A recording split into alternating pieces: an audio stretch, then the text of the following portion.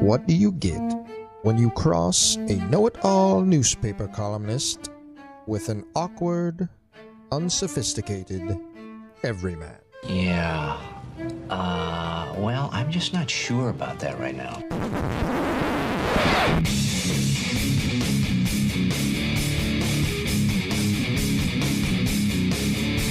Welcome to Couch and the Roo.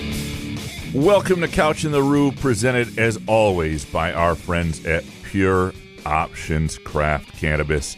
If you are outside today in Michigan where it feels like -2, it is complete ass. We would highly recommend Pure Options to get through today, even if it's just to take your trash out to the curb, whatever it might be. Pure Options is here for you to help you get through this February.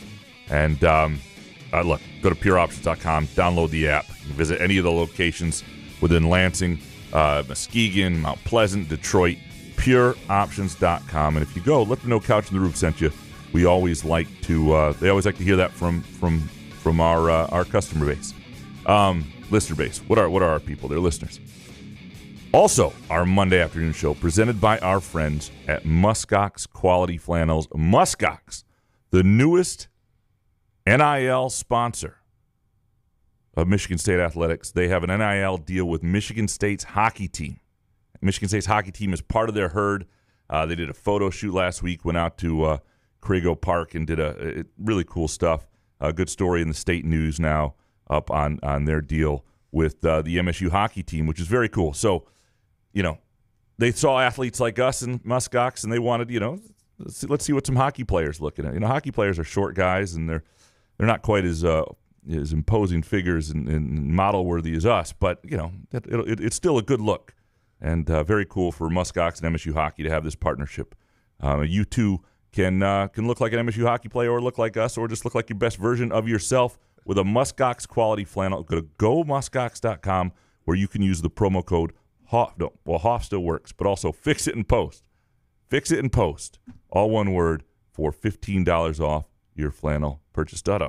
Slip HOFF was what I said for so long. I did love HOFF as a promo code too. It was pretty. Holy shit!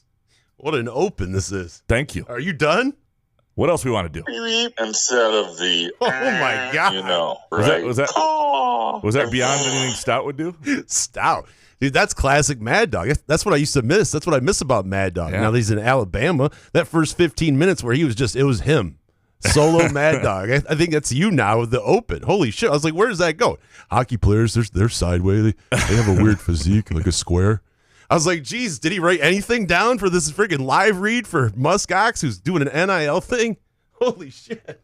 Yeah, no, it was a little bit. Because I sit here and I wait to play like a big, hey, Jason, how you doing? Like, so I'm sitting there, I'm like, God damn, it's still, all right. This happens. So anyway, this happens on Mondays. So Monday, especially with a Tuesday game for Michigan State, where I've got like the Izzo press conference.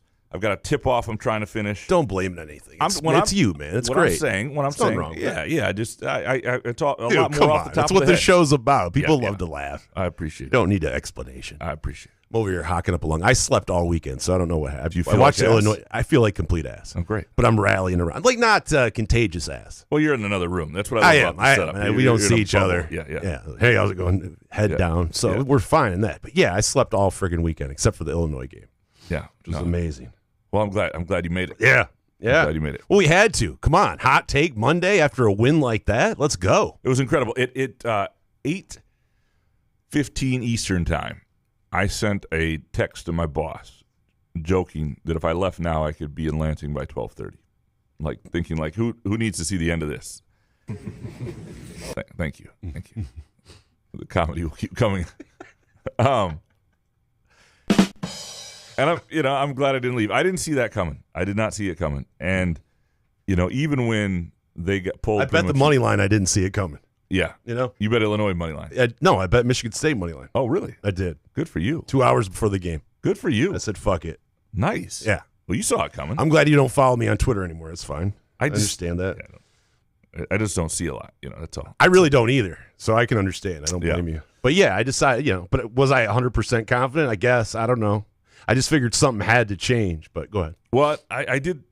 I had a feeling That's all I can say after the Newcastle-Manchester City game early in the day, where I was that wrong, and I apologize to our listeners. I should have given out Bournemouth soccer. And anyway, because it's one of those things always happen in pairs or threes.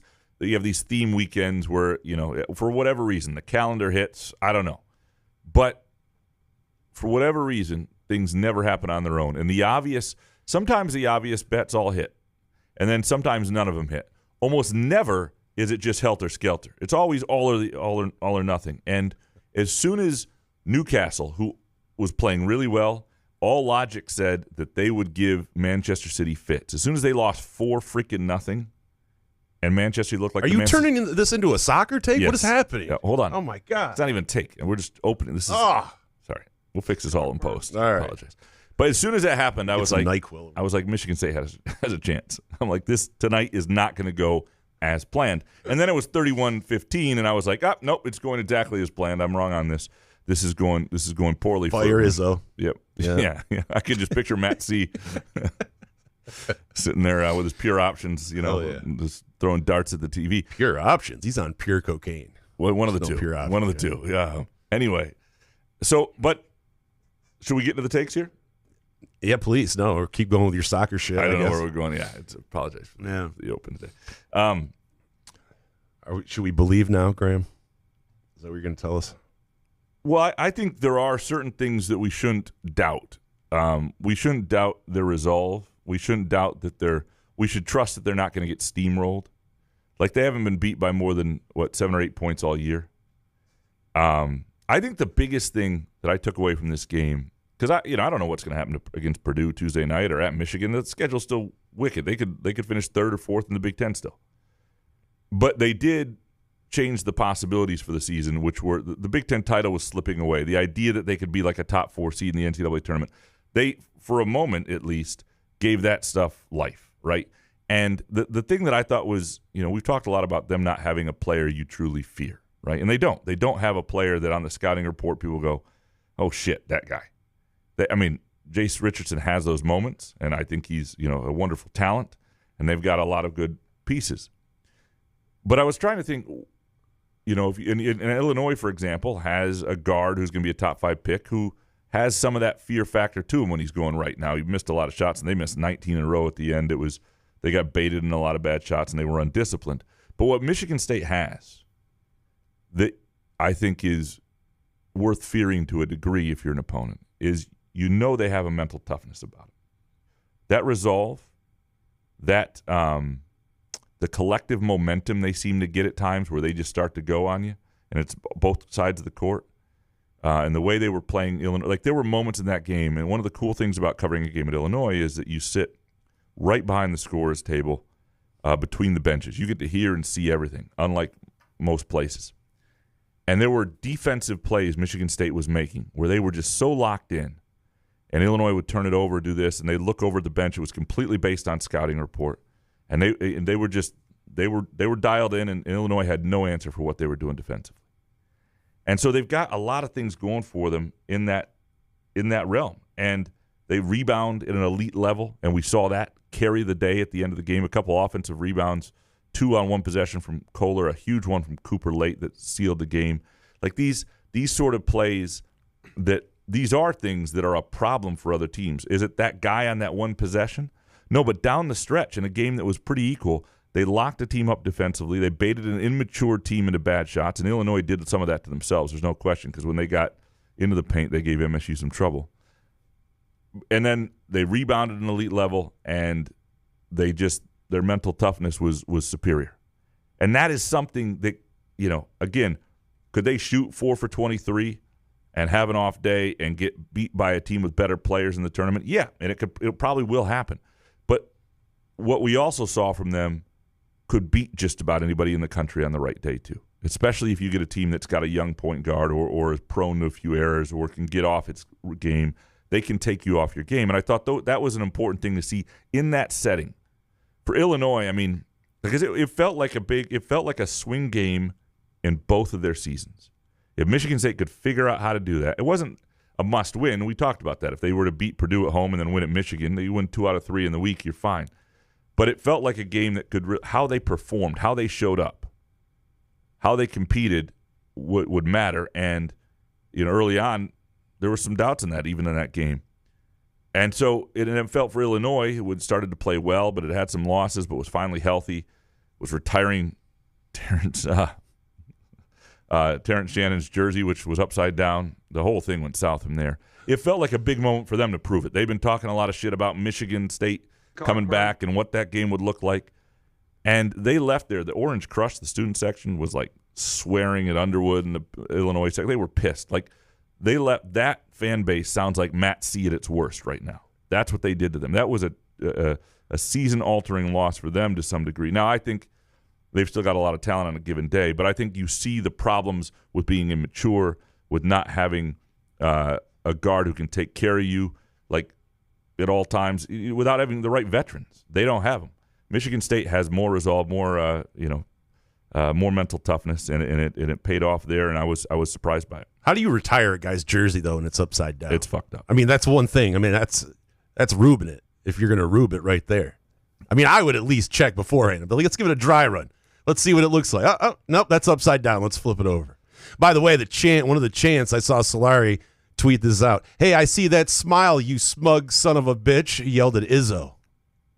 Kids yell like that now? Oh, the stuff that they, I mean, I'm sure you smug son of a bitch. Sure some kid yelled that to Izzo, dude, for real? Like that, like I said, that sounds like something my dad would say. They just yell, fuck you Tom Izzo. Smug son of a bitch, you. Like, what? That's not smack talk. Yeah. Izzo, go fuck yourself. Hey, Izzo, fuck you, or something. There's a lot of that. Right? A lot of that. There's a lot of F Tom Izzo. They're pretty. Steven's taller than you, Tom. Anything other. You smug son of a bitch. Did Solari hear that right? Did he mishear that? I think he heard it right. I don't know. I was locked into other stuff. Graham.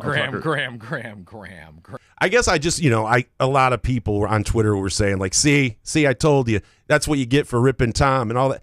I guess I'm excited. I thought it was a great win. I think that you're right. They won't get steamrolled. I just would like to see them put together a full game.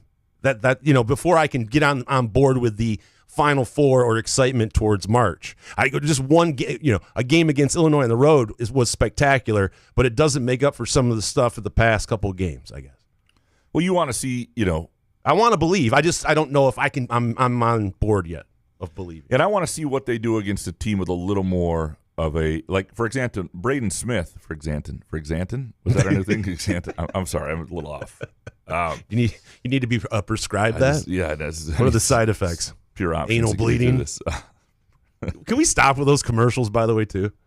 Those freaking, at the end of it's like all rectal bleeding and all this stuff they tell you. Like, who goes to their doctor and be like, hey, doctor, I was seeing that commercial about that Ziampafan. Is there any way I could get on that? By the way, is it true that I can bleed from my anus? Like, who does? Why do we need that commercial every 15 seconds?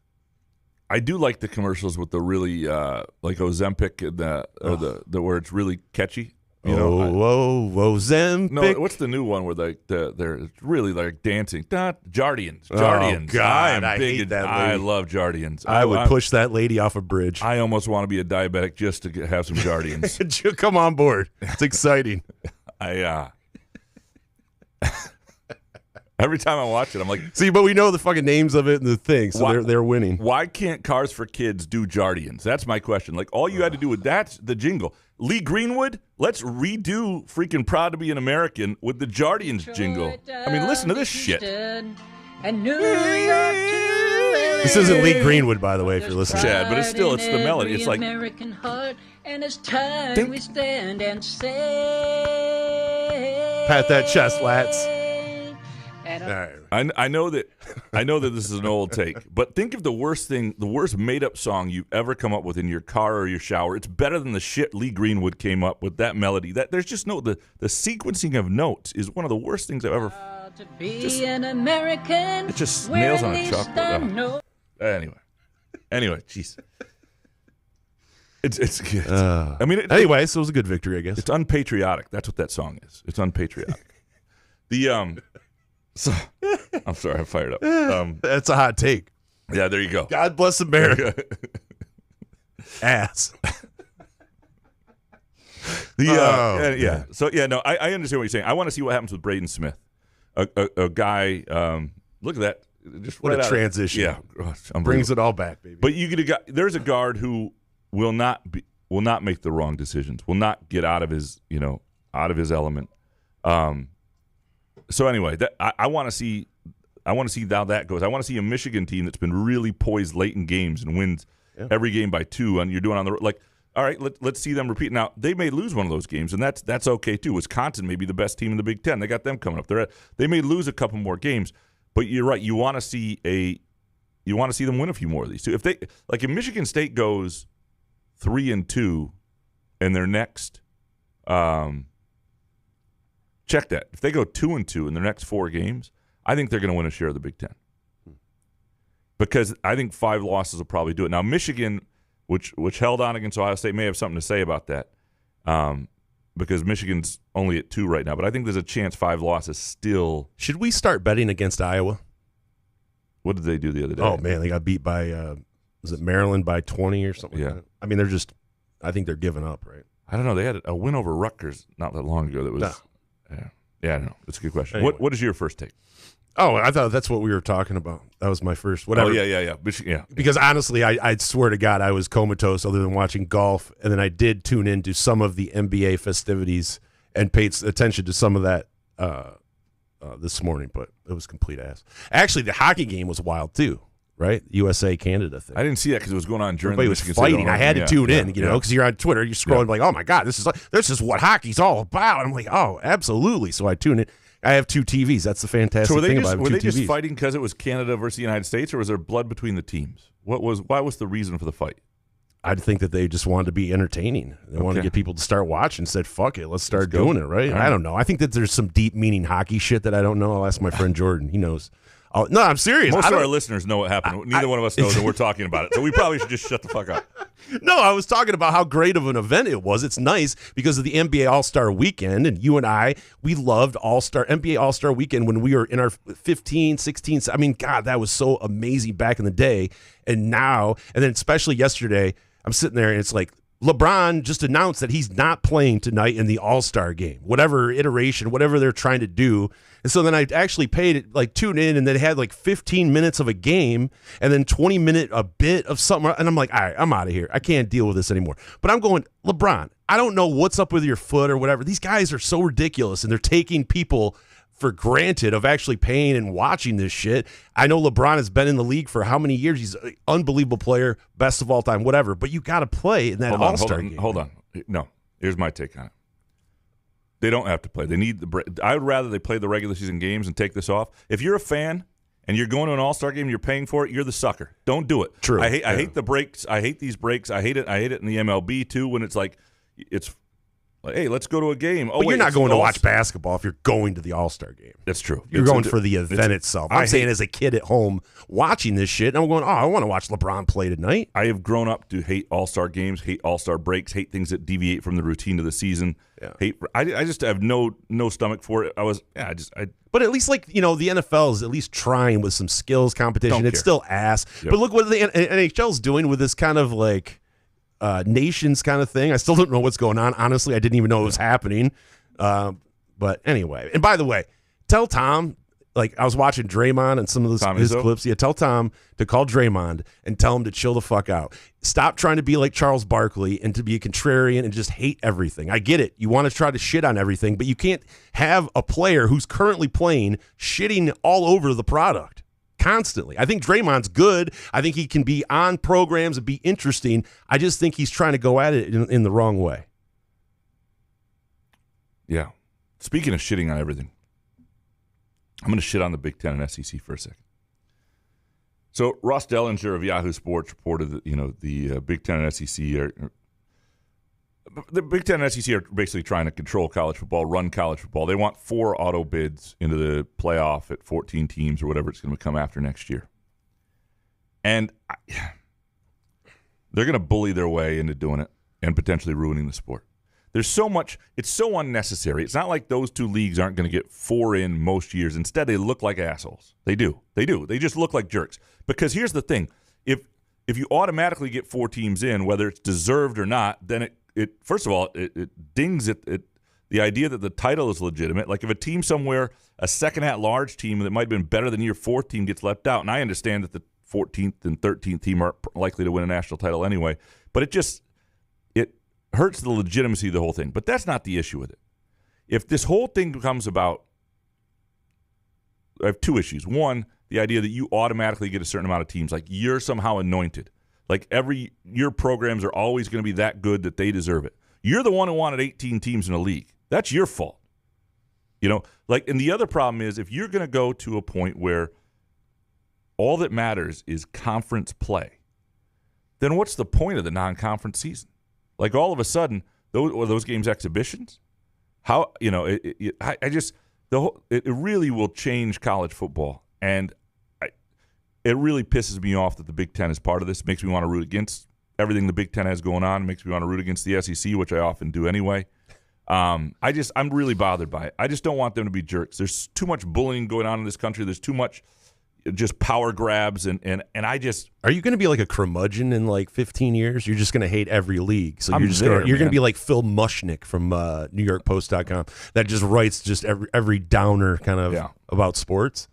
That could be your bit though in 15 years. Yeah, if this is the Andy Rooney of sports. I know there's some apparently coaches and ADs who want this. Look, if this is Tony Batiti driven, then he can get out because I hate this stuff. It just is unnecessary. You've already got everything you want. It's not going to add money to the whole thing from the reporting by Dellinger. It's just like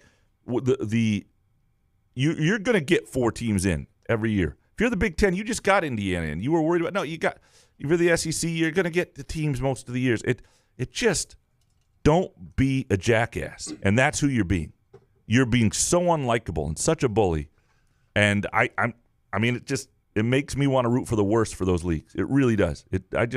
And the team, it really bothers me. The lack of logic behind it, too, because it doesn't make sense. There is zero need for it. I have not heard a good argument for it. I really haven't. Like this podcast. Well, this podcast has never made sense. The fact that we're zero need for it. None whatsoever. I will say this. If you are as fired up as me today, Pure Options is here for you. Mellow yourself out. Get yourself in a better place than this. Go to pureoptions.com. Download the app. They've got some great deals going on throughout February. Help you get through this torturous month. And just wrap yourself in a muskox flannel. I at least look good today. I'm comfortable as hell. I'm going to be fired up. You look tolerable. I look tolerable, yeah. Which is really the best I can hope for in life.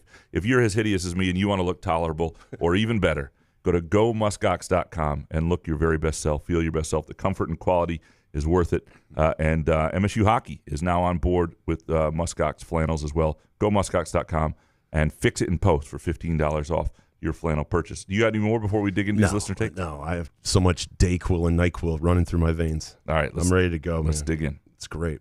Eric Schultz up first. Number 1, good win. But if you don't, at worst, split these next 2, it meant relatively nothing. 2, Fears looks more like sophomore year tum-tum. It's okay we lost at Syracuse because at least nobody's got cancer Nairn. I wish that was a shorter name. Nairn than he does sophomore year Mateen Cleaves. He's got to figure it out and fast. Yeah, what did you make of a couple of those sequences with Fears? I was like, is he doing that on purpose or? Yeah, and then the shot, like people are playing under him now. At least the difference between him and Tum Tum is Tum Tum lost all confidence and stopped shooting, and it was just like he's just out there dribbling by himself, and people are like, "Fine, go ahead. We're not going to guard you for the next 20 feet." But Fears is still taking the shot. He used to be a decent shooter. I don't know what's going on there. I do think. And then Holloman obviously came in and played well. They need him to. I asked Izzo specifically about Fears today because I do wonder what does he want from Fears the rest of this year. What does he want to see from him? And he wants him to run his team well, make good decisions, keep working on that shot, but ultimately make great decisions, run his team, and defend as well as he can, and then push the pace. They've gotten away from that a little bit. There's no doubt that he is still tied to this ceiling. Like Holloman can come in and rescue them in certain games, but they need the best of Fears. The best of Fears that we've seen even this year at times, it could make a huge difference for this team, and he's a long way from the worst of Tum Tum, but you're right, he's not sophomore year Cleaves. Dominic next. Number 1, owing money to the feds for working too much overtime as a single no dependent is ass. Thanks a lot, Sleepy Joe. Bad enough you were too stubborn to step down and put orange fuck back in there, but now I got to cut you a fat check too. Number 2, Jeff Kohler's Mormon wives tweet is quite possibly the greatest tweet on this app. 3, just once I want Harry to disagree with a bet that Couch loves, and for Couch not to stand firm on it and not go to his default quivering voice saying, I don't feel good about this now. Bonus, but you probably shouldn't feel good about it, Newcastle boy. That was a bad advice. Actually, it wasn't bad advice. I know when it's bet. bad when you go to the Couch and the Rube account and apologize. You make sure you get to that account and tweet it out. It was in full fucking in Couch detail. It's the best. It was just awful. I'm like, okay, it must be a really bad advice. 4-0, a game that I thought they were going to win. They lost 4-0. That does suck, especially if you're confident about something and it just goes the other way. It was the right bet too. If you bet the other way, you're a moron, but you would have won. Yeah, So those suck. There's that, but I don't know this Jeff Kohler's Mormon wives tweet. Where is this tweet? What is he talking? I have to ask him. If it's a classic, Dominic, you got to share it. Yeah. Spartan 18770. If the MSU guards ever get the mindset to attack the rim consistently, this is a Final Four team. And bonus. Fuck you to whomever gave me this cold Thursday. Probably Jason. Did we suck the same cock? Jesus. Oh, sorry. I have a cold too. I know. The hell kind of show is this all of a sudden? Sorry, it's just Dayquil and the profanity on this show. What do you mean? We can't talk like men. I'm sorry, this is a joke. Yeah. We're not gay. I get it. It's nothing to do with that. I would prefer us to be gay than to use that terminology. Sucking cock. Okay. The if show's off the rails. It's beyond. Yeah, it's beyond off the rails. Yeah, if you've got children in the car, maybe just turn this episode off and come. Yeah. Come if you have children in the car right now and you're listening to this, what's going on? Yeah. If the MSU guards ever get in the mindset to attack the rim constantly, this is a Final Four team. They do attack the rim quite a bit. I mean, their whole offense is predicated on attacking but I agree that like when they don't settle for threes, when they shoot like 12 to 15, that's really their sweet spot. They got to make sure they're not more than that, and they're really living at the rim because that's when their big guys are effective too on lobs and putbacks and everything. Sparty Barb. Next, huge bounce back game for the MSU coaches. Massive improvement in lineups and player rotations. Barb, that was hot. Yeah, it was, I thought, for the coaches. I did think they were they adjusted to some things well. I think their use of Trey Holloman in this game was better than, for example, it took them too long in the Indiana game. Because they got called out by with Jason Richardson, who has some credibility. Yeah. Just a little. It's not me. It's not me calling him out. And yeah. I wonder if there was Have you ever played? Oh, yeah, you have, actually. Yeah, you played for me. Oh, shit. Oh, dang it. Dunk contest and everything. JH710 next. Number 1, Trey is the closer for this MSU team. 2, MSU bring in the hunt down the stretch with 1 against Purdue, Wisconsin, and 2 against Michigan. This is what MSU fans wanted, right? It would be pretty legendary if Izzo can pull it off. Yeah, you want to be in the mix. I mean, ideally you'd have a lead or you'd have, at least one less loss and you'd be tied with Michigan and you'd feel like if you split those games, you'd at least get a share. I'm fascinated by, obviously the Purdue game's really important at home on Tuesday night for Michigan State, but I'm fascinated by the matchup with Michigan. I've watched them a lot. I kind of have this inclination that Michigan State's going to fare well against them, and just in terms of how it looks. But I don't know. And obviously they've lost a lot of games down at Chrysler as well. But I would I feel better about them playing their chances at Michigan than I do at Maryland. I just think that's a place that they've had trouble, and that's and I don't know, man, that's just a gut feel, but it's based on the two teams. Well, it's also based on what I've seen, but it's not like I can. So it's a mixture of gut feel and what you've seen. Yeah, but it's so it could go either way. It could go either way. Ryan Schultz up for next. Best, not to be negative, Nathan, but the trajectory of this season is still in major doubt with Fears and Aiken struggling. Yes, Jaden closed well, but he's bad on offense too often.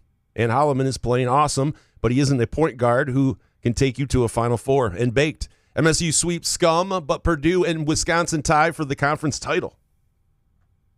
Wisconsin's coming out strong. Wisconsin right now is playing like the best team in the league, and it's pretty impressive given they lost 2 players on NIL deals at the end of last year.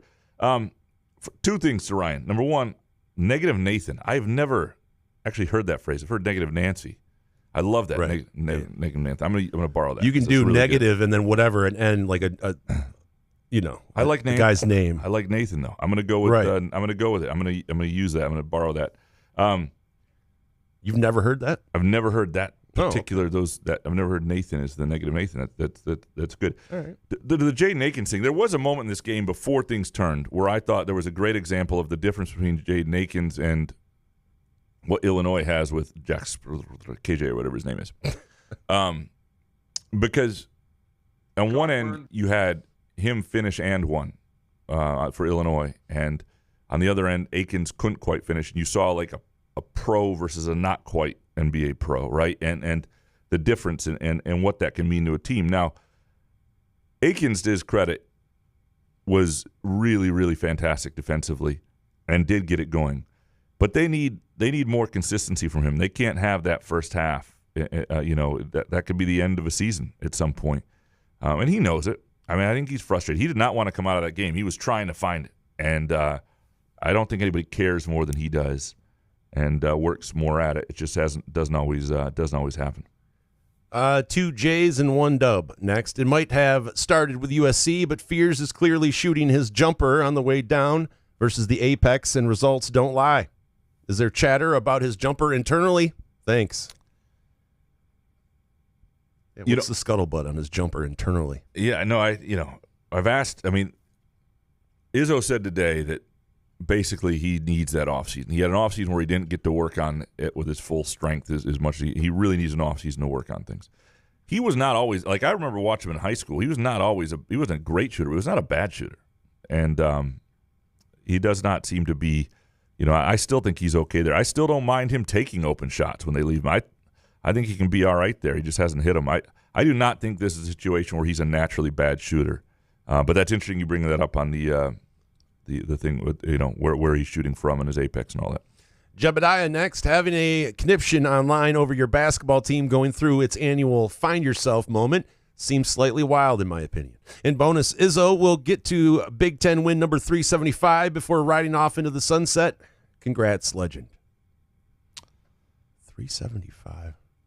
What's he at now? 354, so that's 21 more. So that's one that's more. It? So it's maybe 1 or 2 more seasons. No, come one on. more season. One more season. Another 5-year run here. One more. What are we talking about? So that would be, unless it's 2 bad seasons ahead. But yeah, the best guess would be 1 more season is what he's predicting. Don't like it. Kurt Wisniewski, number 1 MSU basketball's guard play needs to improve by March, or the tournament will be short again. 2, Tiger baseball will win 82 games this season. Still didn't do enough this offseason, and I will not invest a dime to see this team. Wow. Not a dime at all? Like, I might go to a game this year, maybe 2. Yeah. Get down there. But he says no, like not a dime, so not even tune in or not going to watch a game. Or I'll say this. I'm not happy about the offseason either, but, they did decent stuff with the pitching staff. They obviously didn't get Bregman, but otherwise, if they had gotten Bregman and they made an offer I for know, him, but we have to seriously talk with a straight face about Javi Baez coming back and being a part of this team and he's not going to be a part how great of a guy he is. He's not going to be a part of the team. He's not going to be a part of the team. All right. Here's All where right. here's where a muskox flannel can really help you though. April, unbelievable tickets available to Tiger games, right? And it's usually a tough time to go. It's a little chilly, whatever. You get yourself a muskox flannel. Go muskox.com, promo code FIXITANDPOST for $15 off. You go down there, you sit, you look good, you feel good. You're one of the few warm people in the park because you got a muskox flannel on, and you can enjoy Tiger baseball in April in a great seat in like the 3rd row. So that would be my recommendation. Muskox and Tiger baseball in April. April in the D, baby. April in the D. Yeah. The MSU basketball's guard play needs to improve. Like, yeah, I mean, I agree. They just need consistency out of it. The problem is they just don't know what they're getting from a given day. Like if you look at their last 4 games and you look at what they get from Jace Richardson at times or what they get from, Jay Nakins here and then Holloman's great here and then Fears has his moments. They need guys they can rely on, and you're right on that. Travis Maynard next. Number 1, put Jaden Akins on Braden Smith, and we beat Purdue. 2, Fears is our future, but for him to be our now, he has to be a scoring threat. He won't go far with defenses sagging 6 feet off of him. 3, Had MSU beat Indiana, they would not have won at Illinois. College basketball is weird like that. And bonus, Izzo is the GOAT. So if they would have beat Indiana. Yeah. No Illinois victory. Right, because they would have been. What are we basing mindset. that on, though? Well, just the idea that you're more dialed in. You're trying to get yourself back. Whatever it is. I disagree. Yeah. I think if they beat Indiana, they still beat Illinois. Yeah. Yep. I think if they had lost to Oregon, they probably would have beat Indiana. That I feel. Well, then if you're going to throw that game in, then, yeah. In that if we're going to go all that way back. Yeah. I mean, come on.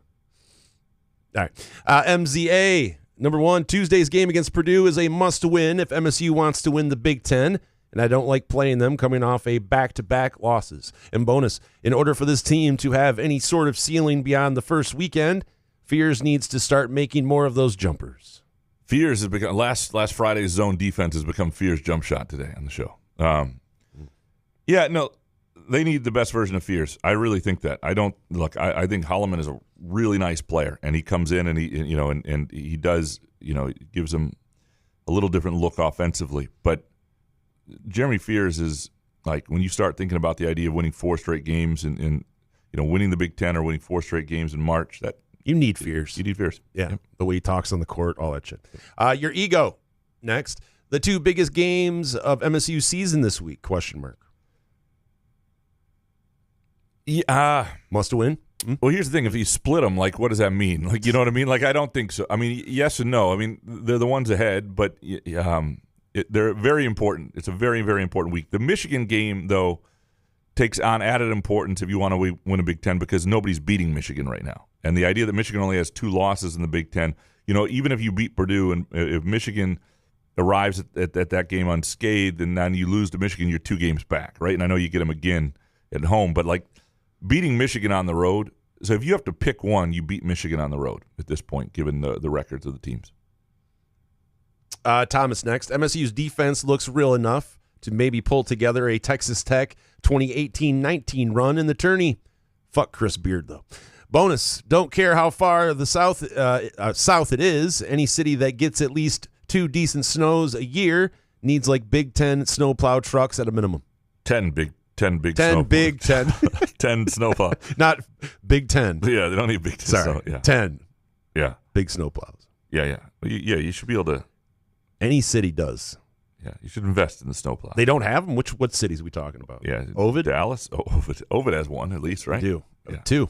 Yeah. Jordan Villarreal next. It's the snowy weather we've recently gotten that makes Michigan the best state. Winters are beautiful and summers are incredible on our many lakes and rivers. Truly a winter wonderland. And bonus, I'm sure it's already been said, but the next hire after Izzo is the most important in MSU history. You don't want to screw it up. You don't want to screw up everything you've built. And just because of what he's meant to that, and just how many other schools struggle to make the next hire, right? I mean, it's hard. Indiana's a great example of that, obviously. Although there's some places that have done it okay. Bruce Weber, I mean, I know he eventually got fired, was a pretty good hire after Bill Self, I don't know why I just brought up Bruce Weber. Oh, you're really selling us on it. Yeah, I'm sorry. That's God, actually not what's that coming inspiring, up next? is it? Yeah. Well, I mean, Illinois did it then. I guess I feel okay about everything. About Izzo leaving, a legend leaving. Yeah. Just end the program. Professor next. Izzo moved the wrong guy out of the starting lineup. Holloman for Fears. Illinois gave Fears the tum-tum treatment at a crucial moment, and it worked well.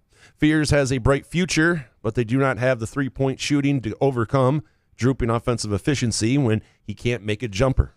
Well, they took him out right after that moment, I think, if we're talking about the same moment. But, yeah, I mean, that's got to be so tough as a player, though, man. Mentally.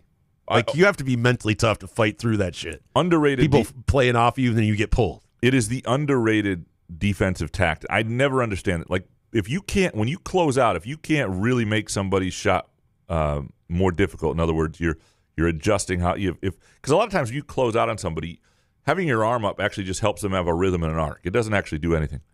The better thing to do is run away from them.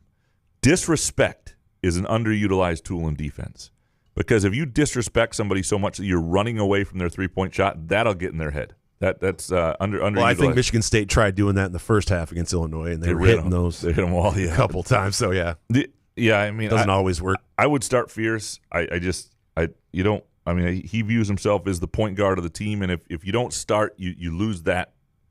The thing about Holloman that's part of what makes him so effective and important for the team is that he can handle that stuff. He can handle not being the guy.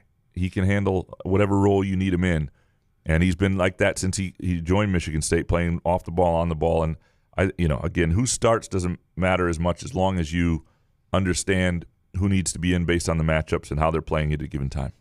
Hard cap next. I'm concerned that come March, this team's inability to just dominate an inferior opponent is going to come back to bite them. The depth of this team is great, but not having a true number one guy, they can go in crunch time to close out a game, scares me. Yeah, I mean, they do have several inabilities. I mean, they don't have the ability to just impose their will offensively in any really capacity, right? And that is an issue. That said, you do see moments like even with a guy like Cohen Carr, it's like Cohen Carr just decided, all right, I'm going to drive and I'm going to get us a decent shot. I think there are elements, in the way. I think you see it with Jace Richardson at times. You see it even with Jaden Akins getting to the rack and if he can at least draw a foul or whatever, they have a way of getting a decent shot. They just don't always make these shots. No, there are lots of things that could go wrong in March with this team. I just think if you're also playing them, like you're going to leave there. If you do beat them, you're going to leave bloodied and relieved because it's going to be a battle. Ryan speaks next. There has been a lot of talk about what MSU winning time lineup should looks like. I have the answer. Holloman, Akins, Richardson, Kohler, Cooper should be the go-to. Swap one out if the matchup dictates it, or if another player is having one of those career games. Well, that's just it. It's the matchup thing. Like Cohen Carr to me is somebody who is really effective in a lot of different matchups, and I'm not sure I wouldn't want him in there. Cooper's playing really well lately and rebounding really well, but and some of that, you're right, is matchup dependent. And again, I want to see what Fears. We react to each game, and I know Fears has had a stretch where he hasn't been as good for a while now. But I don't know that I still think there's a chance. And Fears has not closed a lot of games. You go back to, was it the North Carolina game? Yeah, it was the North Carolina game where he kind of screwed that up late, and they ended up winning anyway. There have been a lot of games throughout the year he hasn't closed. But if he's right and he's pushing the ball, no issue with him being in. I think the thing that the coaching staff has to continue to do well, did it well at Illinois, not as well against UCLA or Indiana, is recognize what's happening matchup-wise, who's the better player, who's playing well together, and ride those lineups at key moments. Ken Chu next. All you MFers with the Izzo bashing takes when the team was 19-5 and 10-3 need to check yourselves. It's only been since 18 and 19 when we were in that same position and ended up in the Final Four. If you're too soft to handle the ups and downs of a season, ask your mom to hold your hand. Baked. Izzo should hold open tryouts for anyone on campus named Holloway, just so the announcers have an excuse for getting Trey's name wrong. Yeah, Halloway is what, because I think Jim Jackson keeps calling him Halloway. Halloway, right? He got it. Yeah. It's there have been some really. It's the Jaden Akins that the guy who does the games on Peacock gets wrong all the time too. It's pretty remarkable. Like one of the things is a broadcaster. It's like if you're writing a story, you can't repeatedly spell somebody's name wrong and just keep doing it, right? If you're a broadcaster, one of the things you do is you figure out how to pronounce people's names. They have a pronunciation guide in the media guide. Like this is how it's pronounced, and it amazes me when broadcasters don't get. I wish right. I had Matt Ishbia money so I could pay whomever to not have Gus Johnson do Michigan State basketball. Like Gus Johnson wants to do games, whatever, but can he not do MSU hoops? Like, can I get away from Gus Johnson? Well, yeah, Peacock on fucking on terrible. Tuesday night. At least. Jesus, and he's bringing Jimmy Jackson down too. It's just brutal. I don't know if Jimmy Jackson's good or not because Gus Johnson is so bad. It's just he just tells these stories and shit, and you're like, what are you talking about, dude? That's looks like a weirdo. He's all dressed. Glass houses. Like suit. I'm not going to throw stones about people telling stories that people are like, what are they talking about? Yeah, but we have a podcast that's shit. You're like we talk about how shit. We're just watching a basketball game because we want to know what's going on in the play. And this guy's talking about some fucking story. It's like, all right, man. I get it. You're not Bill Walton. Like Bill Walton used to do that, but he was relegated to Pac-10 games, Pac-12 games at fucking 2 a.m. And Bill Walton's stories were often worth telling. They were bizarre sometimes, but they were, it was truly a Midtown Brewing Company. You had to have some pure options. Yeah, well, he had That's what you should have said. Yeah, he was basically our sponsor, a walking version of our sponsors. You'd have to get a big and tall version of the Muskox flannel, but he was hammer some edibles like Graham. Yeah, there you go. Chris Eastlick next. Number 1, the officiating to end that women's basketball game was atrocious. Robin Freilich has great restraint. I would have gotten my money's worth after the tech once my team was out of it. And 2, if this MSU men's basketball team could hit threes consistently, they'd be a real problem. So if you didn't see, MSU women's basketball was up late and really played a terrific third quarter and second half until the final couple of minutes at UCLA, number 1 ranked UCLA on Sunday night. Now UCLA was without Betts, the one of the top players in the country, the post. So that makes a substantial difference. Still impressive. Still good performance. Still would have been a big win for net rankings and getting home games in the NCAA tournament, which you have in the women's game. And so that was disappointing. The tech was bad. I don't really. If I'd been out there, you ask about what that tech was for, and you'd like to think a ref wasn't going to do that. It didn't seem like there was anything that was worthy of it. There was also the one offensive rebound they didn't get that led to a UCLA 3. There were a couple possessions late where they didn't get a great shot. So, there were some things they didn't do as well. But there's no question that does Izzo need to tell Robin Freilich here how to work the refs? I mean, how do you not get all pissed off? Well, college refs are ass, Yeah, I think in women's basketball there. You don't get all worked up and yell. No, I'm just saying the refs tend to. I've seen some technicals that wouldn't fly in the men's game. All right, you get things you get away with. Language you might get away, and I don't know what she said. Maybe she totally deserved it. You can be smug son of a bitch, right? You can use certain words. You don't have to be all demonstrative and go nuts. If you use certain words, like what? Well, I need to know these words. I'm not going to say them on this show. We've already gone down off the rails enough in this show. We did? Oh my god! Some dude, number 1, Couch. You're right. The amount of overreaction to a play, a half, or a game by some of the MSU fan base is ridiculous.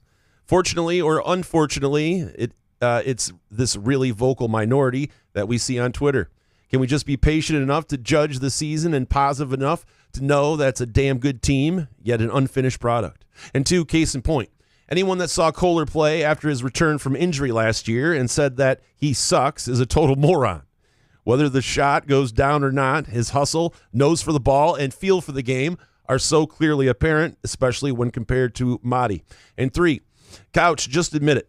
I understand you're not a fan, but it's got to be way more fun to cover shit like Saturday than shit like last Tuesday. Oh yeah, no, it was. Covering a team, figuring it out like Michigan State did, and watch that game unfold and how it happened, in a team that, that's got a chance to win something and is the fan base is engaged and fired up. It's way better, and I like good basketball, and that wound up being a really entertaining basketball game. To the first point here, your Kohler point is good too, but the vocal minority that, and maybe it is. There are. You can't be unhappy after watching a game like the Indiana game, though. I think. Come on. I think this is where we just got to get better. Is a collective people who are consuming. Please tell us. Yes. Is just having the perspective of that sucked, not they suck. You understand the difference?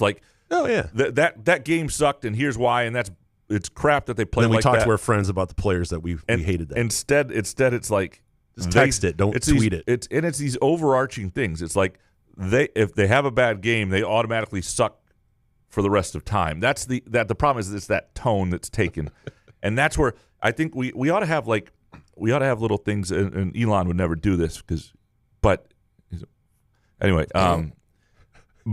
Elon would never do this, but there should be some sort of thing on Twitter, like if you're an over complainer, you have a little star. It's like, that person. But see, if you follow them, like I have this guy on my timeline, Biff Wolverton, and he will just fire off fucking tweets. Like as soon as one of the guys like Kohler does something, it's like fucking Kohler soft. It's baby shit tonight, son.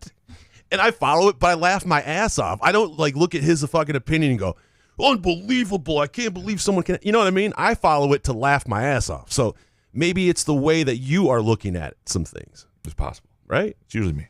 Not you. I'm saying in general, people, the way people are looking at stuff, maybe don't get on Twitter. I don't know.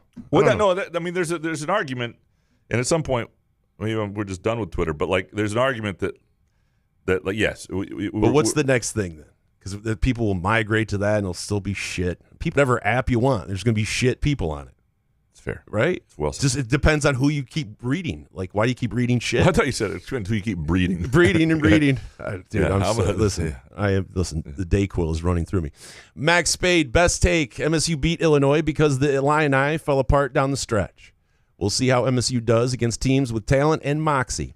Baked, I know Jackson Kohler has a baby face, but I wouldn't want to meet him in a dark alley when he's all worked up. You know, that's true. He's a 6'9" guy with some strength to him. Yeah, I don't want to meet anyone in a dark alley, to be honest with you. I wouldn't. I mean, even couch with a fucking muskox flannel, I'd be like, oh, who is that weirdo?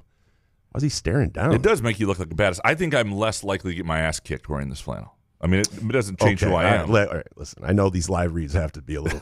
Let's not fucking go crazy. I'm not saying you're still punchable. Didn't say I could kick. Oh, I have a punchable face. The flannel doesn't save it. No. But I'm just saying I feel better about myself. I wouldn't attack Jackson Kohler like he would kick my ass. I'm just not saying that.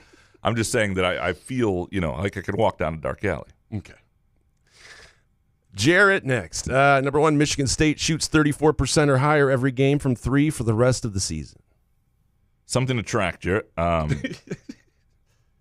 If they do, that would be and part of it, if they can get, like, Kohler doesn't need to be 4 for 5 every week, but if he can be 2 for 5, that goes a long way towards being a legit stretch 4, right? If the real key to, if you can get Kohler and Booker together to shoot 40% from 3 the rest of the way, everybody else in a reasonable volume, that would go a long way. Sports Guy 1919, going on the treadmill during a live sporting event is actually a great idea. I always tell myself I'm not getting off until a game finishes. When the last 3 minutes of a college basketball game takes 45 minutes, it really tests your fortitude. This is the muskox hot take of the day.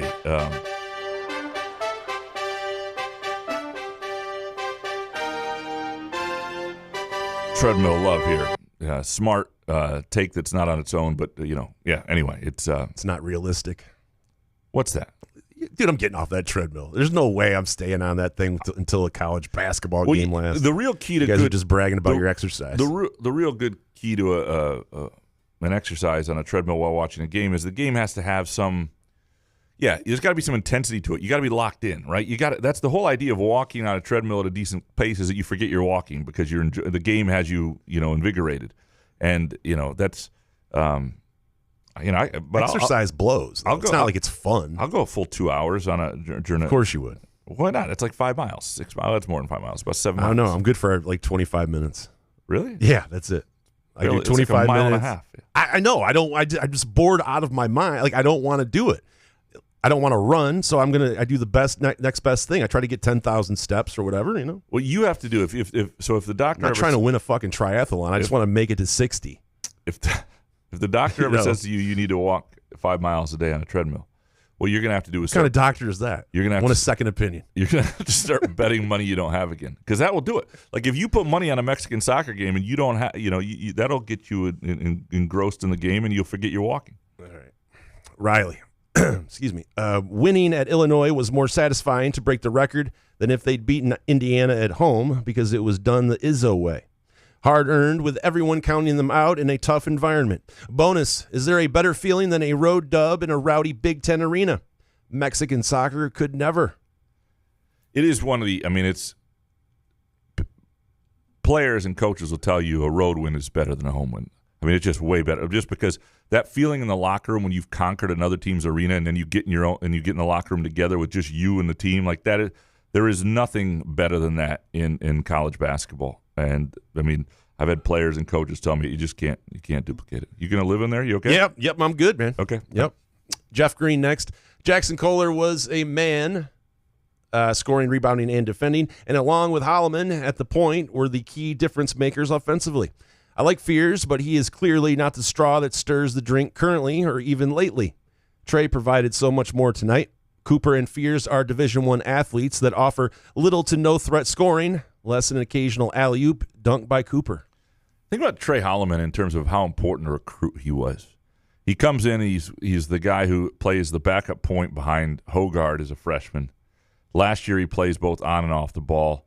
He's playing with Fears off the ball early in the season. Fears gets shot, and then he's going back to being the backup for Hogard. When Izzo's pissed at Hogard, he's running the he's just done so many different things and been needed in so many different roles when other guys weren't performing at the level they needed, and had just huge shots and huge moments in big games. I mean, he really is an underrated, really effective recruit, and one of the more important guys they've landed just because of the different roles he's been able to take on at that position, and a position where for a while they didn't have a point guard, and you don't have to worry about that with him. Like, think about that next year. Obviously, they're planning to have Fears back, but for a while, like, having a point guard, now you got a veteran guy like Trey Holloman who can play either spot. I mean, it's really a luxury.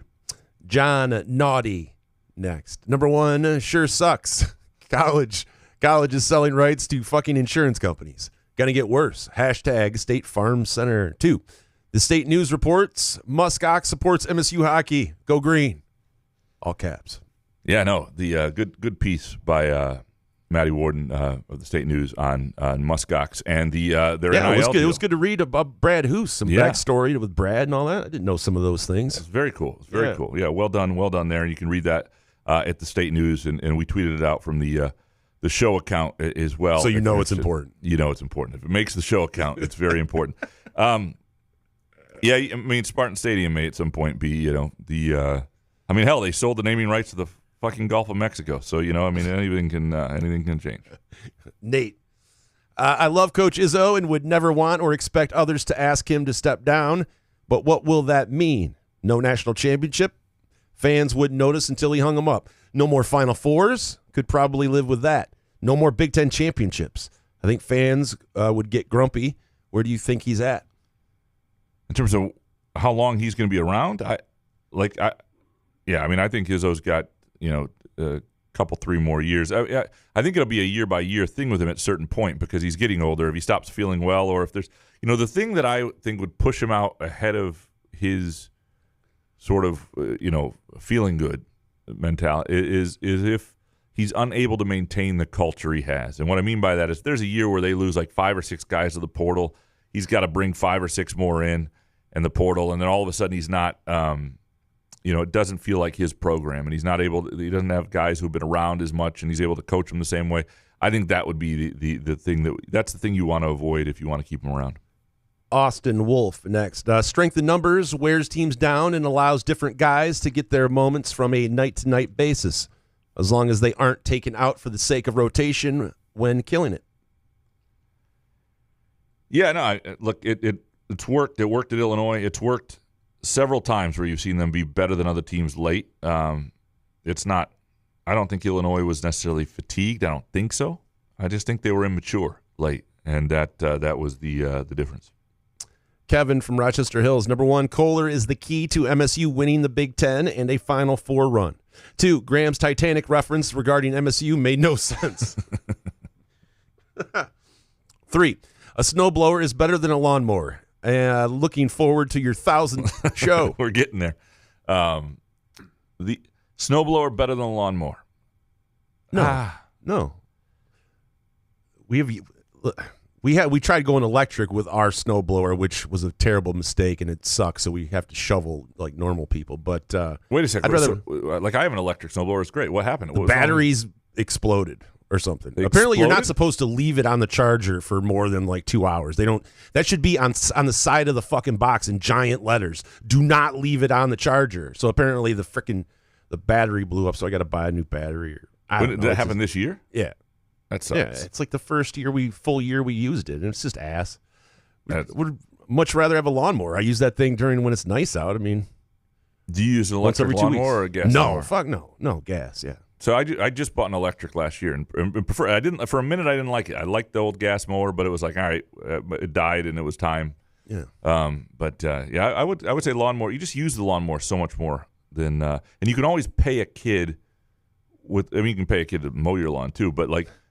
there are always kids walking around with shovels, you know? But how many times have we shoveled? Like I'm saying, if you paid a service, like you said, like we actually have friends in town, the Applebee's, that actually have someone that would come by and sweep it for us a little bit. Yeah. Right? But why not pay for that and mow your own lawn? Right. No. Right? Like if it's only going to be 3 times a winter or something. Yeah, I'm with you. Anyway, sorry for breaking that down. Moneybag, Jeff Kohler owns me. I apologize. You and Dominic both. You both owned by Jeff Kohler. Let's take a real quick break. We come back, more of your takes. Couch in the Rube, presented by Pure Options Craft Cannabis, and our Monday afternoon show presented by our friends at Muskox Quality Flannels. Hey, sports fans, are you tired of the same old routine? Looking for a way to unwind after a long day? Look no further than Pure Options, the premier destination for all of your cannabis needs in Lansing, Detroit, Muskegon, and Mount Pleasant. Whether you're cheering for the Lions, Spartans, or the Wolverines, Pure Options has everything you need to elevate your game day experience. Mention Couch the Rube when you visit Pure Options and get a Pro Grow 8th with a $50 purchase. It's our way of saying thank you for being a loyal listener. Swing by Pure Options today and elevate your cannabis experience to a whole new level. Firekeeper's online casino and sportsbook is the site to play from your phone, tablet, or laptop. Get in on all the football action with pre- and in-game wagering. There's showdowns every week in football that you can't miss. Plus, the college and pro hoops are red hot, and the pucks are cool. Get your first casino deposit and sports wager matched up to $500 each. Terms and conditions apply. Must be 21 or older and located in Michigan. Gambling problem? Call the Michigan Problem Gambling Helpline at 1-800-270-7117. Where else can you cheer on your team? Enjoy a mouth-watering burger or savory sushi. Sip on handcrafted cocktails or one of 46 beers on tap. Take your game day or date night to Cask & Company Kitchen Bar or Front 43 Neighborhood Pub near Frandor. 2 amazing places with 1 awesome blended modern American Asian menu. Catch the game on one of 30 60-inch TVs or stop in for the all-you-can-eat lunch buffet. Enjoy happy hour or elevate your night out at Cask & Company or Front 43 on East Saginaw in Lansing. Ever wonder how comfortable you can be and how good you can look? Put on a Muskox flannel and find out. Muskox has new arrivals for this fall, including the Caper Green Grand Flannel, which even makes couch look good. Muskox is a Detroit-based flannel company that creates soft and durable flannels made to last a lifetime. They become a great partner with Couch in the Rube, not just because they make us look good and feel good, but because they're good people too, and a socially conscious company. For every $100 purchase, $10 is donated to the Alaska Wildlife Conservation. Muskox flannels are designed with 100% cotton that is ethically sourced and double brushed for softness. Feel the quality and comfort of a Muskox flannel by ordering at gomuskox.com, where Couch in the Rube listeners can enjoy $15 off their flannel purchase with the promo code HOFF. Come enjoy irresistible, award-winning, handcrafted donuts and locally roasted coffee at Groovy Donuts. Surprise your family or coworkers with special holiday designs and flavors, or put the perfect finishing touch on an event with a custom order. Birthdays, weddings, gender reveals, our friends at Groovy Donuts are your answer. Experience the Groovy Donuts difference for yourself on Lake Lansing Road in East Lansing or in Williamston. Get more information or place an order at groovydonuts.com. Find Couch in the Rube podcasts on Spreaker, iTunes, iHeartRadio, Spotify, YouTube, Facebook, Google Podcasts, CastBox, and the Rube's favorite podcast addict.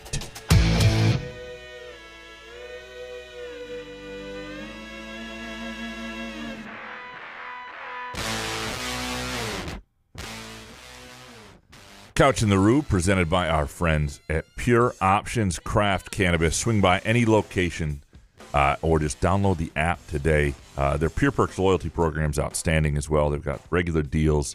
They host events, all sorts of cool stuff, all at their website at pureoptions.com. And our Monday afternoon show, presented by our friends at Muskox Quality Flannels. Go muskox.com for their full lineup of flannels.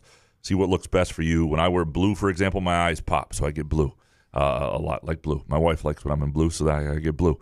Go muskox.com, $15 off your flannel purchase with the promo code FIXITINPOST, all one word. A little bit of breaking news, Jason. The Morez Johnson, the Illinois big man who gave Michigan State fits, out with a broken wrist. So that's their seasons. They're screwed. They're done. Back to your takes. Sorry about that.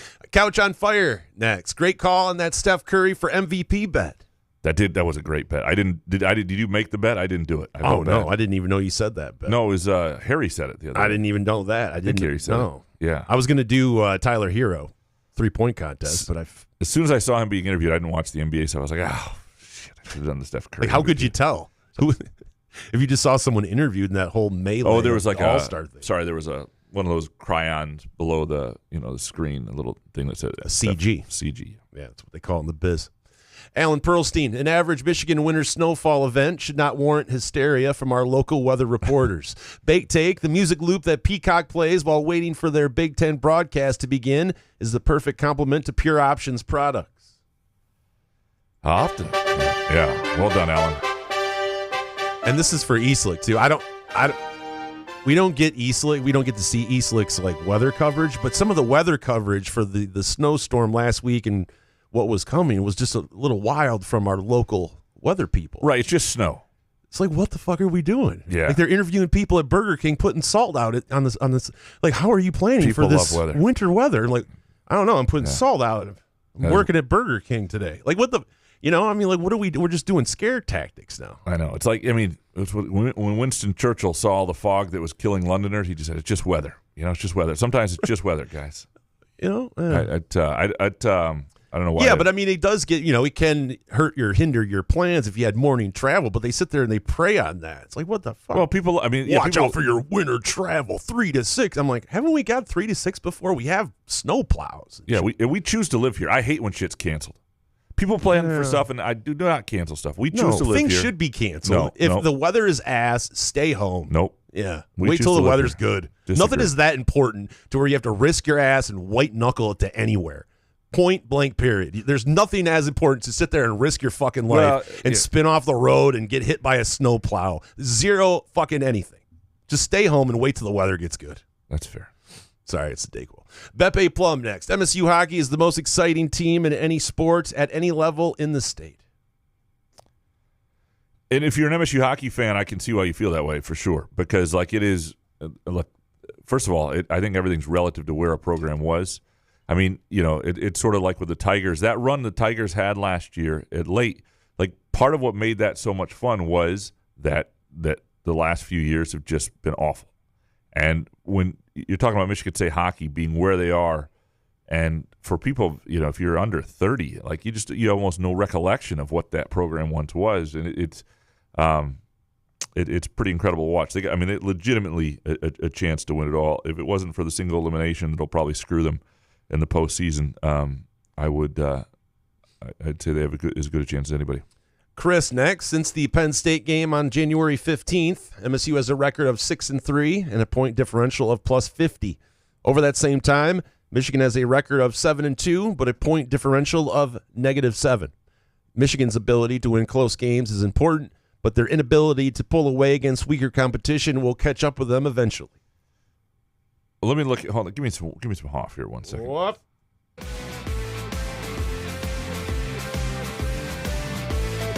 All right. So Michigan's got time off till the Michigan State game. They got their break this week. It's a huge advantage to them. Michigan State's obviously got Purdue Tuesday. Michigan doesn't play till Friday. Then they're at Nebraska, and those are the sort of games that are not gimmies. Rutgers at home, they ought to win.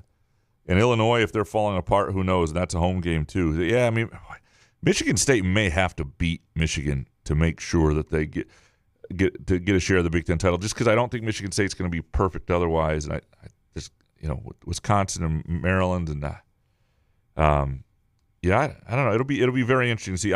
To me, obviously the Michigan State game is huge for Michigan, but a game like that on the road at Nebraska, like Ken Palm has Michigan winning that game by 1 point, 75-74. That isn't some gimme game, right? That Nebraska's 37 in Ken Palm. It's basically a toss-up, and that's a game that I really am curious to see how Michigan does. Mojo Jojo, hot take. Having a newborn is a wild of an experience as watching MSU the last few games. You're welcome for the future Social Security payments, Jason. Baked, now that Illinois is solidly unranked, Brad Underwood can go back to the Brendan Gleeson lookalike contest where he belongs. He does look like Brendan Gleeson. And now with your breaking news, Graham, come on. Yeah, they're Season's over, right? I mean, Johnson is really good, and Izzo I was paying close attention to him, not only because he made a difference in the game, but Izzo had talked him up so much as like this more skilled version of Antonio Smith, and you can see it, and that's an enormous loss for them. Voice of Gorham softball. In the year 2025, Candlebox is taking strays on this podcast. Other than make one incredible album and 2 good follow-ups, why is their name being taken in vain? They did too much good work to be trashed in this one-trick pony mid-market podcast. That's fair. Wait, why are we taking strays? We didn't say anything. I didn't say anything about Candlebox. Did you? It's no stray. He's just flat out calling us out as being shit. Well, that's fair. Yeah. I was just saying we were talking shit about Candlebox. Oh, somebody else brought Candlebox up, and I remember that, but we didn't know why they were in the news. Right, and I didn't know what was going on. I'd never heard of them, so that was. I did see Candlebox get booed off stage when I saw Van Halen. They opened for Van Halen in '94. They got booed off stage? Yeah, Why? I felt really bad. I don't know. People want, like, let's see Van Halen. Get fucking out. Get out of here. You know? That's why Springsteen doesn't have openers, because people just chant the boss, Bruce. It's just a bunch of drunk 55-year-old white dudes. Well, yeah. Come on, get off the stage. Yeah, that was that's it. I've never seen a band booed off the stage. Yeah, before. I felt really bad because they are a good band. They have some good songs. I'm not just saying that because I'm scared of Gorham softball father or whatever his name is. I would feel horrible about booing somebody off the stage. I would feel really bad. They would have to go long, right? Or they would just be allotted time. Like I forget who opened for the Rolling Stones when T and I saw him in Chicago. This black lady, and she was like this old like soul legend, but she was like 80 years old, and she was just going off on tangents and shit. And it was like in middle. You didn't want to see Aretha? No, but you know what I mean. Like obviously they were doing her a favor, and she gave her wiki page over and over again as she was in between songs. It was just like it was going on for like an hour. Like, hey, let's go. That is a story worth telling, presented by our friends at Midtown Brewing Company in downtown Lansing. If you're looking for a cozy, spacious place to escape the cold and enjoy an unbelievable drink, including an American Stout, one of my just absolute favorite beers, and a great menu, including comfort foods. Their mac and cheese is they do it so well. Chef's kiss there. Literally, I would kiss the chef about that. Midtown Brewing Company in downtown Lansing. Awesome place seriously, for any come occasion. here. Just a peck on the cheek. Give me those lips. Mr. Benjen, this is the best year for MSU plus Detroit sports in a decade. Hit the Hoff. Go check it. I'm right. Speaking of the man, I am the passenger is so 2024. Time for a new Hoff track. I am the passenger. Free Uber. All right. Like which one? You act like he's got a whole fucking catalog. Like there's 3 albums or something I can pick from. Like you only did a certain amount. Do you have one, Graham? What was the one we used to do? That was our original one. Oh, okay. Yeah, let's just go back to the original one. Yeah, the original for a little bit. Yeah, I'm cool. I don't have a problem with I Am the Passenger, but I would I'm not going to go back and look all that stuff up because that would actually take some compilation. Like what we try to look up is like one quick Google search, and but this year for MSU plus Detroit sports best in a decade. So a decade we're going back to 2015, and yeah, the Pistons have been ass. The Tigers haven't been good since like 15. Red Wings really haven't been very good. And so the Lions, it was like 15 was the year, right? They lost to the Cowboys and they had a decent team in the playoffs. But yeah, 100%. I would think this is it. Spartan Johnny, possible bake take. I sprinkled on Goff MVP plus 2,800 for next season with Allen, Lamar, and Burrow ranging from plus 550 to 900. I mean, heck yeah, why not, my homeboys? Here's the thing I like about this bet. Is it a long shot? Yeah, but it's plus 2,800. Right. It is a long shot. And is there value there? Yeah. Yeah, there's a little bit of value. Sure. It's going to be in a good offense again. And people are doubting the Lions right now, and I think the Lions are still going to be very, very good in that offense. And the other thing about it is, and he's going to be motivated and all that stuff, you get to root for that bet all season for somebody you want to root for anyway. That's the best part about that bet. It's not like it's not like you're betting against your team here. But what would he have to do next year, though? To win it. To win it, to get into the conversation. He was barely, I don't even know if he was ever in it because of the Texans game, which, by the way, he won. But I just don't know if it's value because, I mean, what would he have to do? It would take a down year it's going to have to take a down year from a couple of the other guys, I think. Probably. Yeah, the running game. He would have to have, someone go out, God forbid. I don't even want to talk about it. And you just have it. The other thing he would need is a couple moments. You know, one of the things that helped Josh Allen, who squeaked it out this year over Lamar, and is, you know, he had the moment and the loss to the Chargers, and then you had the game against everybody saw against the Lions. Like, if you're Goff, you need some big moments against other great players where people go, oh, wow, what a game. And that sort of sticks with people, sticks with voters. I just don't think he'll ever get the hype either. Probably not. Dan Campbell, is he ever going to win Coach of the Year? Right? He went 15-2 with the Detroit Lions. Yeah, I know. It's ridiculous. The Keith Ski next. Is Chris Spielman the greatest Lion ever? Is it true that he had a heavy hand in hiring Brad Holmes and Campbell? He was part of that discussion, right? They brought him in for that. And yeah, but it's tough to figure out who's got what. Yeah. You know, I would because they have guys come in. It's like he's up they have there, Rod though. Wood, and he's just like a bobblehead on your desk. Spielman's up there though because he was part of some 1,000%. Yeah, Oh yeah, yeah, one of the great. Yeah. Sorry, I didn't mean to disparage Spielman. Gorjo next. Number one, I did not see Kurt Tang getting 5 minutes in the first half coming. The team played well during that stretch, but I'm not really sure what the point was. If we're expanding the rotation to 11, I'd rather see Gehrig.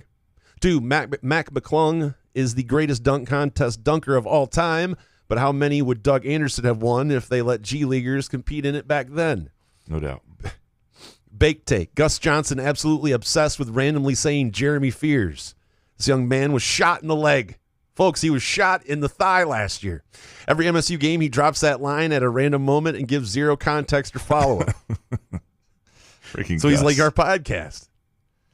Yeah. You know what? Saying random shit. That's what I mean. It's like, dude, just can we call the game here? Yeah, Gus is. Yeah, I'd rather listen to Gus Ganakis. You know, I mean, I know R.I.P., but like he was doing the radio for a long time. Yeah. Well, let's not go that far. No. Demon. The Yeah. to the Kurt Tang thing real quick. I was surprised to see it as well.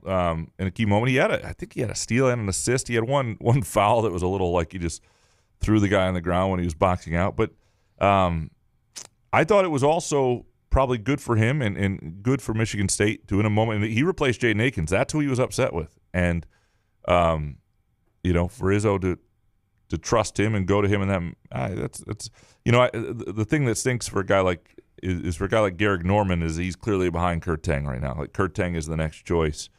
And the most important thing is, what did Garrick Norman's mom think of Kurt Tang getting minutes? I mean, what did she think? That's a fair question. Scotty Green's El Camino next. Number one, I will never complain about any shortcomings in Izzo team or season ever again.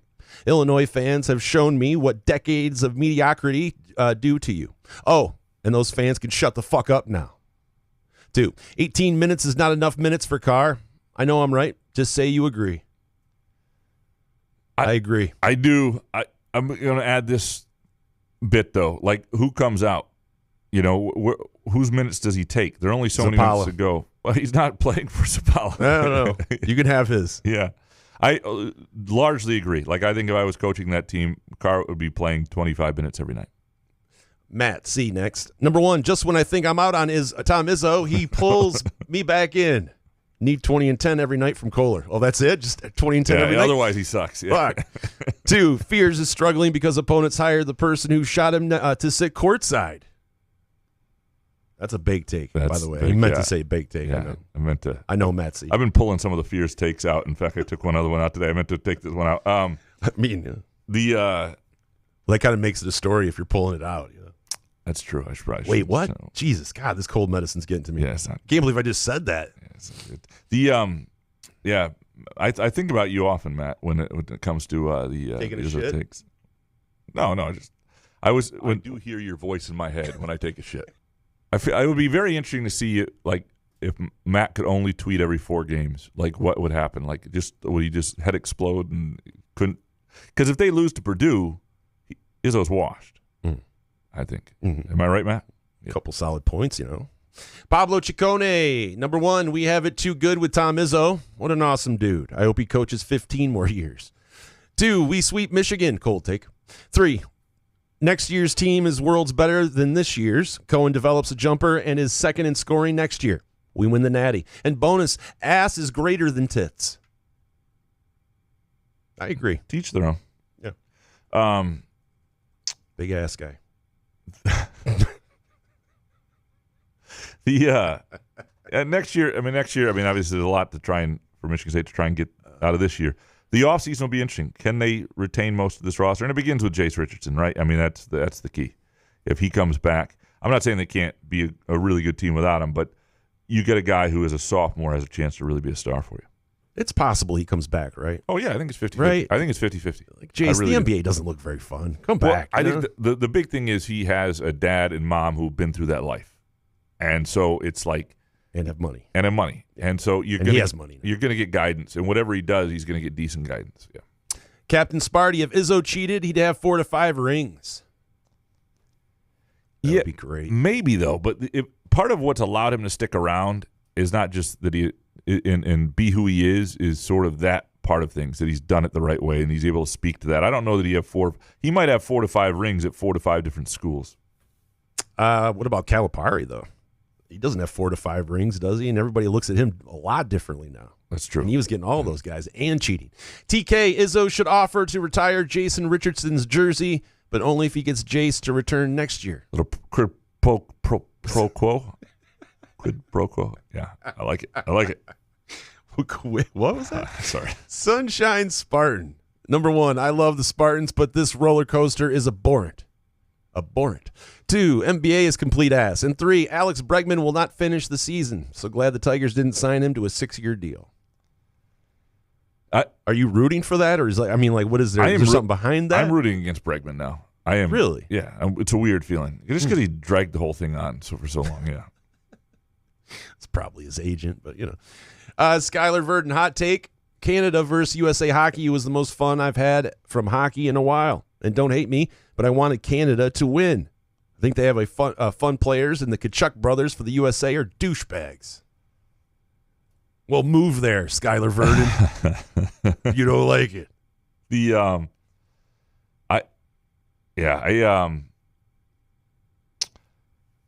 I wish I'd seen this. I think I was sitting next to people who were following it during the MSU Illinois game. I don't know. I wish it was a fun watch. I couldn't figure out why they were fighting though. I still don't know, and somebody should tell us. Thug life. Yeah. I don't know. Neurotic pants. Team USA sports are now perceived by the rest of the world as Team Trump, and we should expect fistfights and feelings of ambivalence on the part of American fans. I fear I missed his other take if there was no one. I do think there is, especially with our Canadian friends to the north who we share sports leagues with, people are, they're booing the anthem and they're upset and good. Go for it. Boo it. I don't mind it. Who cares? I don't a little hostility. I think when we boo their anthem too. When we behave like jackasses, like the Big Ten and SEC, as a country, we're basically the Big Ten and SEC right now. And go ahead and boo that. Should be booed. Tyler, Tigers over under is 83. Hold on a second. We're doing Tigers gambling. Buenos tardes. It is time for the Detroit Tigers Gambling Update with Gramanito Couch and Jason Nick. All right, here's Tigers gambling. Tigers over under is 83.5. I snagged 82.5 while you two and Harry were sleeping. I also like Riley Green, 25-plus homers at plus 160. Green, 30-plus homers at plus 500. Parker Meadows, 15-plus homers at minus 105. And Skubal, over 210 Ks at minus 110. I really like the Meadows 15-plus homers, minus 105. That's good. What does 20 homers pay, though? I have to look. I think 20. So, I didn't realize it was ever 82. And I haven't even seen the numbers. Is it out on I trust most books? Tyler. Yeah. Tyler's on top of it, usually. Are you going to feel good? Are you going to play the over on 83.5? What am I getting, though? Probably even money, minus 110. I'm not excited about it. I know. I'd rather do some player props that he was talking about. I got to say, I'm just not. I don't know. I don't trust hearing AJ Hinch. I know AJ Hinch. He knows his stuff and all that stuff. But every time I hear him, I'm like, this MFer right here. Yeah. He just does that thing to your face. It's just like, him and Harris. They both do it. So it's just like, I can't. I'll probably at do even it. money, I can't do it. I'll right probably now. do it because it helps prevent me from betting during the season if I always have a little something, on the over. I'm sure that stops you. Is that what you tell yourself? That's what I tell myself. Tell your wife. When I'm betting the live under on the Twins Tigers game in July for the fourth time and losing it. Yeah. Fucking hedging it. Yeah. Richard Kane, Izzo is washed, is easily the worst take among Spartan Nation, which is why it's so perplexing that the Hall of Famer got outcoached so badly by a middling, albeit smart, lame duck coach with a truly mediocre record at both levels who has 1/20th of Izzo's accomplishments. 2, after watching a handful of Michigan games, I think I find Vlad more irritating than Hunter Dickinson. And bonus, show recommendation, No Good Deed on Netflix. Ray Romano, Lisa Kudrow, Dennis Leary, Luke Wilson, and Linda Cardellini. Half-hour comedy drama with a murder mystery. 2 thumbs up. I've heard good things. I think at some point, my wife and I are still working through some other shows we got to catch up on, but I like this. I love the cast. That's a great cast. Anything with Ray Romano to me is... Who's Linda Cardellini? Like, he named all these people, and I'm like, all right, Luke Wilson? Hold on, let me give some off real quick. Let's find out who she is. Linda Cardellini. Cockburn. I see the stars come out of the sky. Oh, yeah. No, Come on. She's tremendous. She was in Dead to Me. Or Dead, shit, what was she in? She was in, Dead to Me it's called. Yeah, with Christina Applegate. They were fantastic. That's a fantastic show, too. Oh, man. She's really good. I'm glad people don't, sneak, porn actresses' names in as the last person. I start looking this up. Yeah, please don't do that. Yeah, don't do that. Dino Spumoni next. Number 1, Michigan and Michigan State split the Big Ten regular season championship. And both fans' bases are oddly disappointed. 2, the Hockey 4 Nation thing is fucking awesome. 3, nobody had a clue it was NBA All-Star Weekend. NBA sucks. Well, I knew it was because NBA games weren't on and the podcast had all stopped and people were there like anybody cares. But you're right. The NBA All-Star Weekend does suck. The NBA itself doesn't suck, but the NBA All-Star Weekend Those sucks. guys don't care anymore. Well, they don't care. LeBron just showed up and like, I'm not playing tonight. Yeah. Fucking A. Fart soup. This pod could run for more than an hour if Couch showed his ass up on time. Blaming Ebling, man, what a new low. Next, he'll be blaming old-ass George Blaha for a traffic jam on Kalamazoo Avenue as the reason he gets home late. When the reality is he stopped at Dagwood's. Appreciate your fart soup. Fart soup. It's like he knows you. Yeah. He's amazing. Yeah. Intervention. Hans Jurgen, number 1, Robin Freilich will succeed Izzo, and baby Izzo will avenge the guy Graham pushed down the stairs to his death. Wow, what a visual. Baby Izzo. 2, can we get Richardson and Kohler to score 20 in the same game? 3, beware of Purdue. We're fat and happy. Is that right? Far and happy or fat and happy? Fat and happy after our road win. They're desperate after 2 straight losses. And bonus, I love Graham's bad gambling tips more than life itself. If he's wrong, I get to make fun of him. If he's right, I win moolah. Appreciate you, Hans. Or you can bet against him and really. I don't know what Robin Freilich will become as a coach. I mean, in terms of, but I think she's really good. I think she's really smart. At some point there will be a woman who's hired as a men's basketball coach in the NBA or the college game. And if she was really good for 4 or 5 more years and the women's program was taking off, now it would hurt the women's program, and you don't want to do that. But I wouldn't hate this idea. The problem you would have with a women's coach in college basketball right now is could you get enough of these misogynist asshole 17-year-olds to play for a woman, right? I mean, the big problem we have in this country right now is you got angry young men and they don't respect women. Really? All of them? Well, there's a lot of them. Oh, man. How many could you get? And maybe it wouldn't be a problem, but I'm just saying in recruiting, I think that's what you'd have to totally overcome. do it now, though. Yeah? Oh, yeah. Right now. Dudes are soft, yeah. All right. Dudes are more open to that shit than ever. Back when we were younger, come on. Yeah. And you know what? In 4 years from now, 15 years ago, there's no chance. In 4 years from now, when we're woke again, it will be it'll be easier. Jake Hawkins. Number 1, after Tuesday, I was so pissed at 2 golden opportunities blown on the night before my 39th birthday. Happy birthday, Hawk. Yeah, happy birthday, man. That state of mind continued in the first half, down 15-plus points, but slowly improved in the second half. Wish Izzo would have gotten the record at home, but I'll take it with Saturday's win. 2, Jackson Kohler should take Saturday's epic performance as a confidence booster going forward. Be aggressive in the paint and take some 3-pointers if opportunity presents itself. Glad that Fears is back, but looks a little sloppy. And Aiken's first points should not come in the second half. And 3, Jason, I agree with you 1,000% that college refs are ass, sometimes pure stinking ass. But in the second half, they had a pathetic ass moment calling a goaltend, giving 2 points to Illinois, only to finally review it about 5 minutes later and determine there wasn't a goaltend. What the fuck? Well, so I agree that that's the rule. That's the way they're supposed to do it, though. If you miss it, like it gets reviewed at the next media timeout. I think that's a problem. I think that rule has to be adjusted. And I know we don't like reviews. Like, the idea of it is you don't review it to stop the game.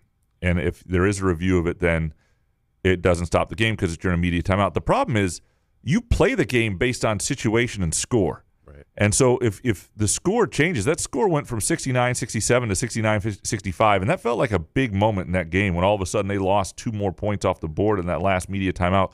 I don't love that play. Now, I'm not saying that you don't want to get it right, but I think there's got to be a way to address it more quickly. But who's watching the replay? Is someone helping out the referees, right? Yeah, I mean, watching it. So maybe they could do it. They? Again, like, this is where, and I know there are too many college basketball games probably to do this, unlike football, but like, if you had somebody in the Big Ten offices, in the Big Ten, like a headquarters sort of watching that and, hey, this is wrong, and then the next dead ball whistle, you change it. That would be the way to go, I think. And finally, Upper Deck Jerk Guy. Number 1, there will be a major college sports gambling scandal within the next 5 years. And 2, in every professional sports, each team should have an average person compete so we can have a point of reference and appreciate the athletes more. I love this. Be like my fat ass up there running up and down the court, and yeah, that would be great in golf too. Yeah. Like, oh shit, right? Yeah. Just once in a while. So hard. That's what it looks like. Oh, that's what it feels like. I throw Matt C out there. Yeah. I mean, for anybody who's played like pickup basketball, if you ever get stuck in a run where they're playing serious and they're like D1 athletes and you're not, you figure it out real quick. Like, you figure out just how exhausted you are trying to do everything you normally do. We officially have done it all. Graham talking to his college or his basketball other aficionados. We've gone. We know we speak the same language, so you're doing your runs. What a show. What a show. If you're still listening, I pray you got several MGs in you, and we appreciate Pure Options. Again, pureoptions.com.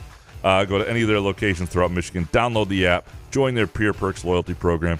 We also appreciate Muskox Flannels, the new partner with MSU Hockey. Go to gomuskox.com. Use the promo code FIXITINPOST for $15 off your flannel purchase. This is flannel weather. This is the flannel time of year, and also keeps up in the spring when you maybe don't need a winter jacket over your flannel. It's a great time in March and April as well. GoMuskox.com. We appreciate Midtown Brewing Company. Great place for any occasion. I think we'll be back Wednesday. We got to figure out the rest of the week with a Friday game. Wednesday, I think. Good show, man. Yeah, man. Couch in the Roof.